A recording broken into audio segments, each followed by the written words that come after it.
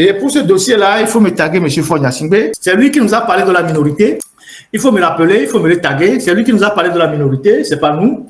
Et il nous a dit que cette minorité-là, elle est nuisible pour le pays et cette minorité est devenue un problème pour le pays. Mais depuis des années, il n'est pas capable de nous dire qui sont les visages de la minorité, qu'est-ce qu'il en fait, est-ce qu'il arrête les gens, est-ce qu'il n'arrête pas les gens. Mais nous, chaque fois que Dieu nous aide, des pans de la minorité, sur les clans de la minorité, même en sortant ce dossier-là, il ne fait rien. La preuve si besoin en est que en fait c'est lui qui est le patron de cette minorité-là et donc il couvre tous ceux qui sont sous son autorité et qui contribuent à consolider son régime. Quand on a parlé de beaucoup de dossiers, on a parlé des ADJ, on a parlé des Tchégans et leur prodigalité, on a parlé de Madame Tomega et ses tentacules, on a parlé de Sina Lawson, ce n'est pas encore fini pour le clan Sina aussi et ses tentacules. Et à chaque fois qu'on sort des dossiers, il y a certains qui rient sous cap parce que ça ne les concerne pas. Mais tant qu'on n'a pas parlé de vous, ne pensez pas que vous n'êtes pas programmé. Comme King Vincent le disait, ton tour arrive. Donc, chacun aura son tour. Et donc, c'est des faits, c'est des informations qu'on collecte. Et à chaque fois qu'on a suffisamment d'informations, on sort des dossiers parce qu'on est des journalistes, on n'est pas des activistes. Donc, si on a des informations sur des dossiers, et aujourd'hui, nous allons parler de la Caisse nationale de sécurité sociale. Voilà, la dame qui l'incarne depuis bientôt quelques années, autour de qui il y a des gens qui gravitent des tentacules. Et ces gens-là, aujourd'hui, il est important que nous mettons des noms sur les visages et qu'on démontre comment est-ce que cette structure est gérée de façon suffisamment opaque, alors que cette structure devait être au service des travailleurs et donc du bien-être social de certaines catégories de Togolais. Alors, la Caisse nationale de sécurité sociale, c'est une institution para-étatique. Elle appartient à la fois, je ne vais pas faire l'historique ici, elle appartient à l'État, au patronat et aux syndicats. La Caisse nationale de sécurité sociale appartient à l'État, au patronat et aux syndicats. C'est les cotisations des travailleurs, fondamentalement du privé, et qui alimentent la Caisse nationale sociale. Mais il s'est fait qu'à un moment donné, la Caisse nationale de sécurité sociale, depuis le temps de Kofi Wala, qui est décédé, est devenue une caisse noire du régime. Quand on ne sort pas de l'argent pour acheter des armes, on va aller chercher de l'argent dedans pour acheter des appartements à des autorités, on fait des transferts d'argent à l'extérieur, on alimente des comptes un peu bizarres. Et depuis que Dame Ingrid a été nommée en violation des tests, parce que c'est le conseil d'administration qui nomme la directrice du conseil de la caisse, mais elle a été nommée directement par Fogna Singbe et personne n'a rien dit.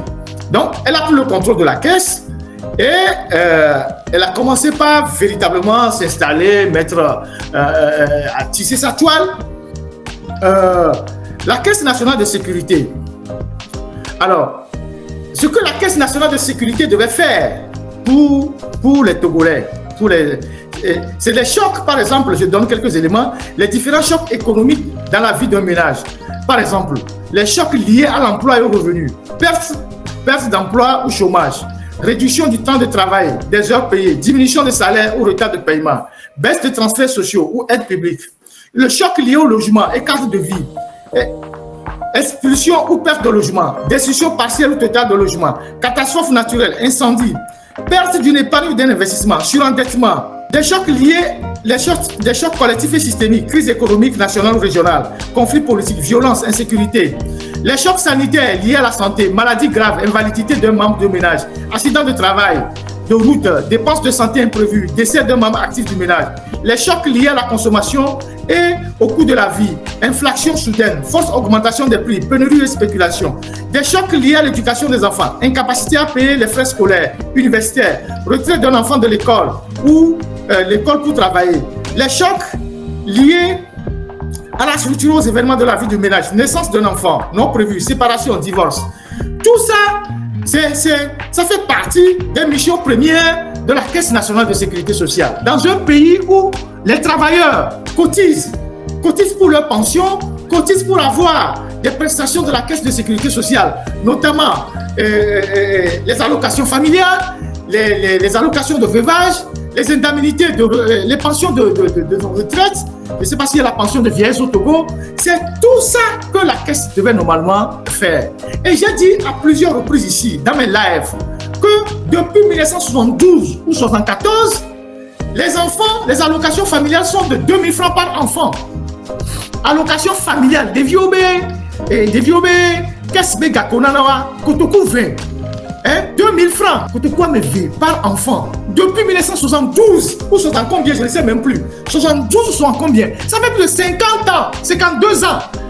On a 2 000 francs par enfant. 2 000 francs par enfant. Le Togo, le Togo n'est pas capable de relever les allocations familiales à 5 000 francs par enfant. Ou à 10 000 francs même par enfant. Qui dit que c'est par mois? Quelqu'un dit que c'est par quoi? Quelqu'un dit que c'est par jour. Quel jour? Je pense que c'est par mois. 2 000 francs par enfant. C'est 2 000 francs par enfant qu'on donne comme allocation familiale au Togo. Depuis les années 72, ça fait plus de 52 ans, 54 ans. Et pourtant, la caisse a des milliards qui enrichissent une minorité. Et donc, normalement, une réforme de la caisse devait permettre d'augmenter les allocations familiales, peut-être même de 10 000 francs par enfant. Et ça devait aider énormément les Togolais. Les gens qui ont peut-être 6 enfants, 4 enfants, les enfants vont avoir de quoi manger. Donc, les allocations familiales sont restées statiques, 2 000 francs par enfant. Les pensions de retraite, il faut voir ce que les gens perçoivent comme pension de retraite. Pension de retraite, c'est de la misère totale. C'est une catastrophe sans nom. Vous allez voir des retraités, les gens qui ont travaillé pendant des années et qui sont aujourd'hui dans une situation d'invalidité. Même pour toucher leur argent, c'est la croix et la bannière. Les miettes qu'on leur donne. La caisse est incapable de relever les pensions de retraite. Les pensions de veuvage, ouais, c'est ça. C'est 2 000 francs qu'ils donnent par enfant. Pension de quoi? Je vous lis les gens dans les commentaires. 2 000 francs par mois. Oui, c'est 2 000 francs par mois. Ça se paye par trimestre. Donc, 2 000 francs qu'on en a par mois. On va payer 3 mois après. On a 6 000. On a 12 000.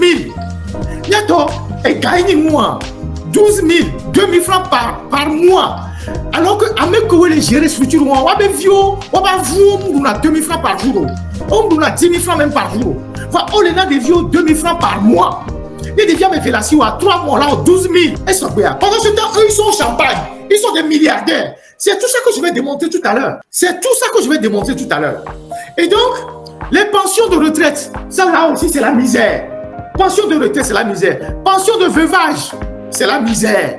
Politique de logements sociaux. La caisse devait normalement construire des logements sociaux pour les travailleurs. Mais la caisse prend l'argent pour aller construire des villas de milliards pour la minorité. La minorité comprador, diabolico, satanique, pour utiliser les mots de Amron. C'est lui qui nous a passé ce mot-là. La minorité comprador, diabolico, satanique. La caisse prend l'argent pour aller construire des villas de 1 milliard, 1 milliard 500 pour la minorité. Là-bas, à la cité du Millénium, qu'on appelle cité Renaissance. C'est-à-dire, on prend l'argent des pauvres cotisants, des fonctionnaires, des gens qui cotisent pour leur retraite. On va construire des villas de milliards pour vendre à la minorité. Ça, c'est un. On prend ensuite l'argent de la caisse pour aller créer une brasserie, la SNB, puisque la caisse est majoritaire à la SNB. On prend l'argent de la Caisse nationale de sécurité sociale, on va construire une brasserie pour produire de l'alcool. Normalement, c'est même antinomique. La sécurité sociale ne peut pas aller produire de l'alcool. Dans un pays normal, la sécurité sociale ne peut pas aller produire de l'alcool. C'est comme demain, la Caisse va subventionner ou prendre des actions dans une société de tabac pour produire King Size ou Marlboro. Vous imaginez? Donc, on prend l'argent de la Caisse. En sans aucune transparence, on va créer une brasserie qu'on gère sous le statut d'une société privée. Les gains, les actionnaires, les autres actionnaires, personne ne sait ce qui se passe. Donc on prend l'argent et on va investir dans la brasserie. On produit la bière, les gens boivent, les gens dansent, après les gens ont les cirrhoses de foie. Mais la caisse doit être une institution de prévoyance. La caisse ne peut pas aller investir dans l'alcool. Mais sous forme d'assimé, la caisse peut aller investir dans l'alcool. Il ne reste qu'à la caisse de vendre la drogue. Donc, on va investir dans la SNB parce qu'on veut de l'argent. Donc, tous les dividendes, tout l'argent qu'on récolte là-bas, que ce soit dans les cités qu'on a construites, que ce soit dans SNB, on ne le redistribue pas aux pensionnaires. Les pensionnaires sont toujours dans la pauvreté. Les enfants continuent d'avoir 2 000 francs par mois d'allocation familiale. Normalement, si la caisse investit de l'argent dans des grandes sociétés comme ça qui rapportent des dividendes, la caisse doit quand même augmenter les allocations familiales, les pensions de retraite de ceux qui cotisent aujourd'hui.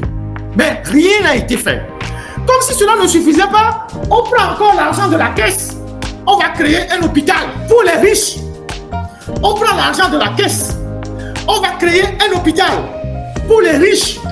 Le budget de fonctionnement, le capital de l'hôpital Dr Lafia, HDL, précédemment, hôpital Saint-Pélégrin est de 15 milliards de francs CFA. Le capital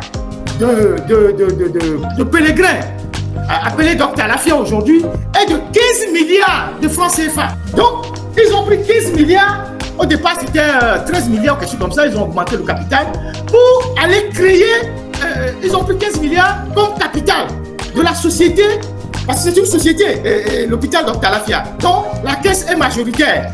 Donc, ils ont mis 15 milliards comme capital dans cette société-là. Maintenant, quand je finis de dire ça, ça c'est l'introduction de mon dossier. Quand je finis de dire ça maintenant, je vais maintenant aller dans les détails pour que vous voyez ce qui se passe. Tapotez le live. Pour que vous voyez comment les gens se sont organisés entre eux. Qu'est-ce qu'ils ont fait? Un instant. Ils ont... Et vous allez bien me suivre ce que je vais faire ici. Vous allez bien suivre le développement que je vais faire ici, s'il vous plaît. Suivez très bien le développement que je vais faire ici. On sait que c'est l'hôpital Dr Lafia.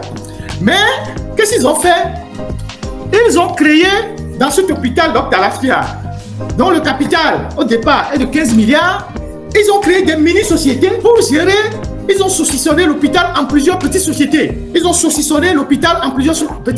Par exemple, ils ont une société qu'ils ont créée pour gérer la morgue. Ils ont une société qu'ils ont créée pour gérer le restaurant de l'hôpital. Ils ont une société qu'ils ont créée pour gérer le service ambulance de l'hôpital. Et ils ont les sociétés comme ça. Bon, lui, il est la fédération. Au lieu de nous amener des coupes, il va mettre de l'argent dans la morgue. Donc, lui, il a mis 2 millions dedans, à Covid. Vous avez monsieur Etienne Kokovi. Il a mis 2 millions dedans. Vous avez une série d'enfants. Je pense que ce sont les enfants d'un avocat qui est proche de Madame Ingrid. Monsieur Tchekpi Régis, il a mis une somme de 2 millions dedans. C'est un enfant. Monsieur Tchekpi Mani Martial, il a mis 2 millions dedans. Mademoiselle Tchekpi Arlène Divine, elle a mis 2 millions dedans. Quand on met les enfants comme ça dans un actionnariat où on transfère des biens au nom des enfants, parfois c'est une manière d'échapper au fisc. Quand des gens transfèrent des biens au nom de leurs enfants, parce qu'il y a ce qu'on appelle l'hypothèque fiscale. Si des gens transfèrent les noms et les biens au nom de leurs enfants ou prennent des actions dans des sociétés pour le compte de leurs enfants, c'est une manière de dissimuler des biens et donc d'échapper au fisc. Donc, il y a quelqu'un qui a mis 3 noms de ces enfants ici qui sont des enfants mineurs. Donc, ils ont mis 2 millions chacun au nom de chaque enfant. Monsieur Awate Odabalo, voilà, le ministre de l'administration territoriale, il a mis 2 millions dedans, dans la morgue. Madame Tchakam Manajoué, elle a mis 2 millions dedans.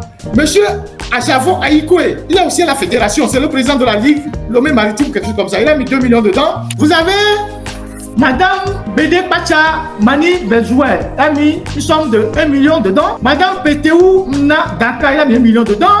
Madame Nikoué épouse Odomé, 750 000 francs dedans. Madame Bédé Pacha Odalo, 500 000 francs. Madame Dao Donga, 1 200 000 francs dedans. Donc, ils ont créé une société pour gérer la morgue de Dr Lafia. Voilà les noms de tous ceux qui ont mis l'argent dans cette morgue-là, dans la société de morgue. C'est-à-dire, vous allez à l'hôpital, si on vous soigne très mal et que vous mourrez, c'est eux qui vont gérer votre cadavre. Vous comprenez ça? C'est-à-dire, si vous allez à Dr Lafia et qu'on vous soigne, si on vous soigne mal, peut-être même qu'ils ont intérêt à ce que vous mourrez parce que... Si vous venez faire les soins, c'est vous qui leur donnez l'argent. Si vous mourrez, c'est vous qui leur donnez encore l'argent.